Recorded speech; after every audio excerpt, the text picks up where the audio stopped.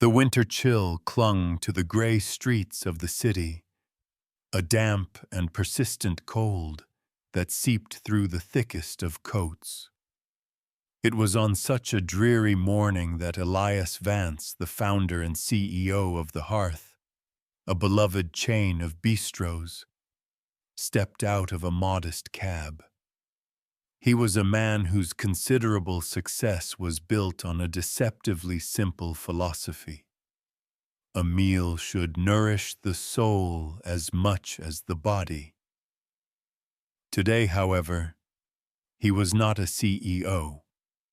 He was just another man in a worn wool coat, his face partially obscured by the low brim of a simple hat, an anonymous figure melting into the morning rush.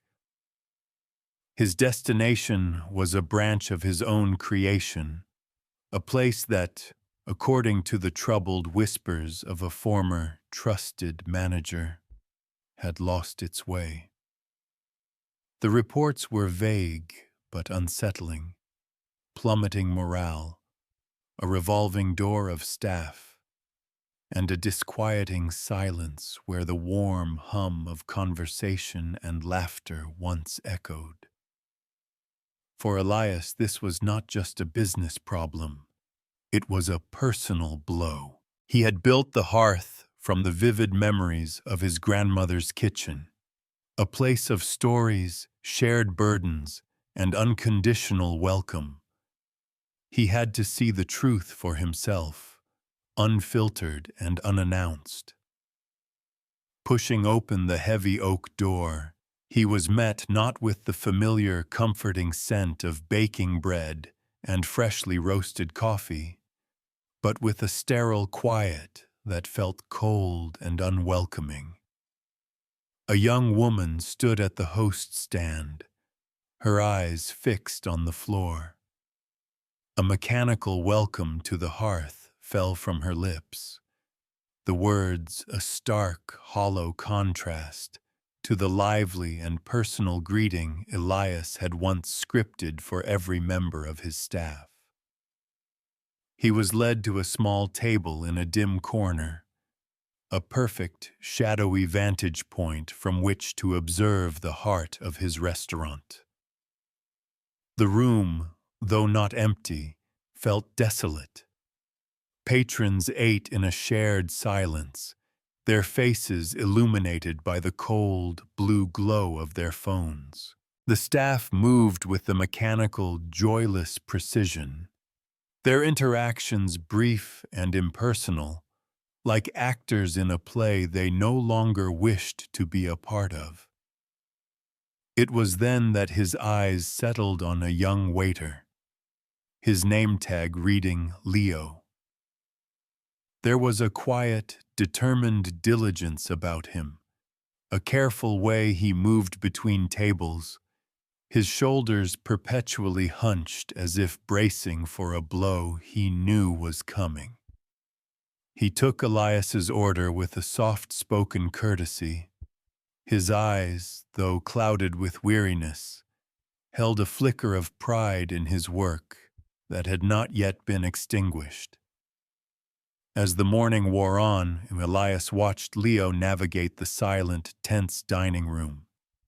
He offered a genuine, though fleeting smile to a grumpy customer, knelt swiftly to retrieve a child's dropped toy, and meticulously wiped down empty tables, his movements a small, lonely act of defiance against the oppressive atmosphere. Then it happened. A glass, slick with condensation, slipped from his tray, shattering on the tiled floor. It was a minor incident, a simple accident, and Leo began to clean it up with quiet efficiency. But from the direction of the kitchen emerged a man whose very presence seemed to suck the remaining warmth from the room. He was the manager, a man named Victor, his face a permanent mask of sour disapproval. Victor did not raise his voice. He did not have to. He hissed Leo's name, the sound cutting through the quiet like a whip. He asked if Leo could do anything right. Leo froze, his apology dying on his lips.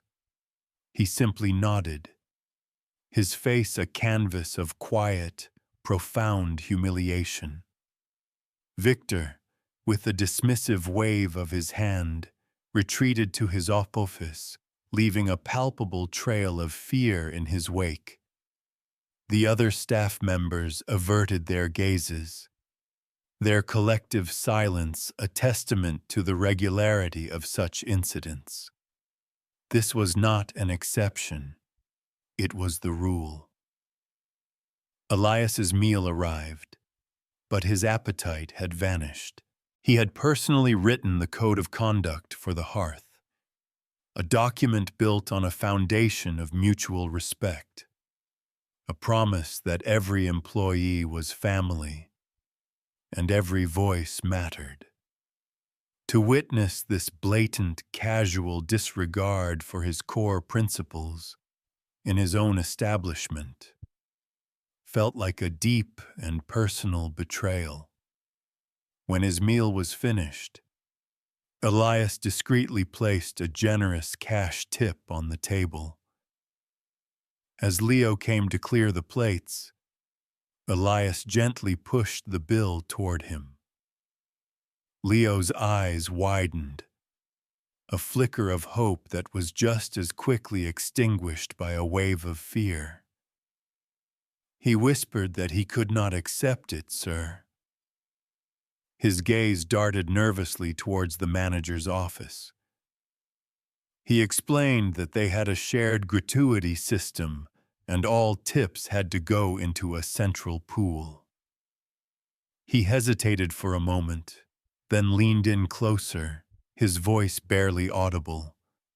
He confessed that they never saw their fair share.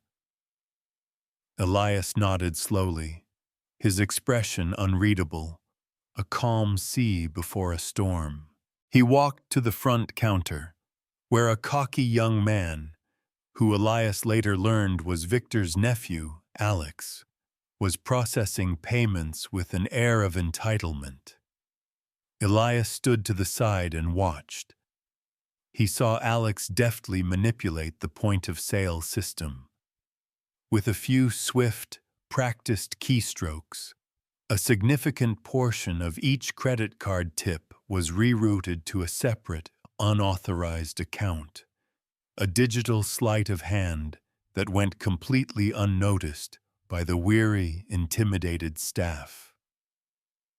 The cold outside seemed to mirror the profound chill in Elias's heart. He stepped out onto the sidewalk and made a single, brief phone call, his voice calm but firm. The next morning, a small, unassuming team of senior auditors and human resources specialists arrived at the bistro, their quiet, professional presence heralding a storm that promised to upend the reign of fear.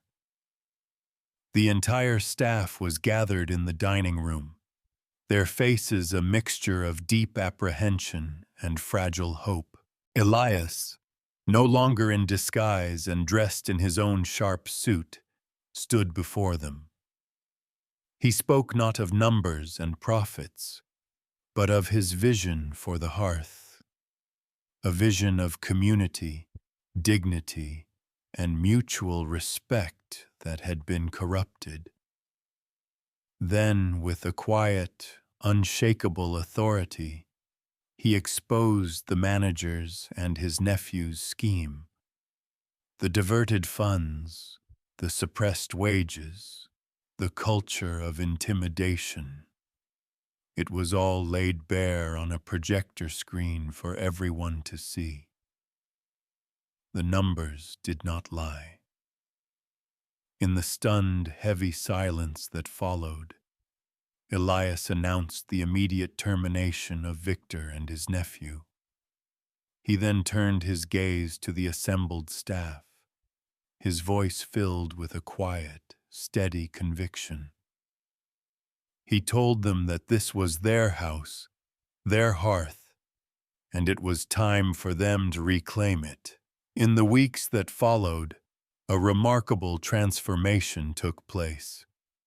The oppressive silence was replaced by the gentle murmur of conversation and the occasional sound of shared laughter. The staff, now led by a new manager promoted from within their own ranks, moved with a renewed sense of purpose and pride. 2 months later, Elias returned to the bistro. He was greeted at the door by the familiar, wonderful aroma of fresh bread and the warm sound of lively chatter. Leo, now the assistant manager, approached him, not with a nervous deference, but with a confident, genuine smile. He welcomed Mr. Vance back, his voice filled with a quiet pride. Elias looked around at the bustling bistro, at the faces of his staff, now filled with a sense of ownership and dignity. He saw a young woman, a new hire, being patiently mentored by a seasoned server, their shared laughter a testament to the renewed spirit of the place. He had not just restored a restaurant, he had restored a community. As he prepared to leave, he saw that the soul of the hearth was glowing brighter than ever. He had found it in the resilience of his people, and the quiet warmth followed him out into the cold city streets. A clear reminder that true leadership is not about power or profit, but about the unwavering, humble commitment to the well-being of others.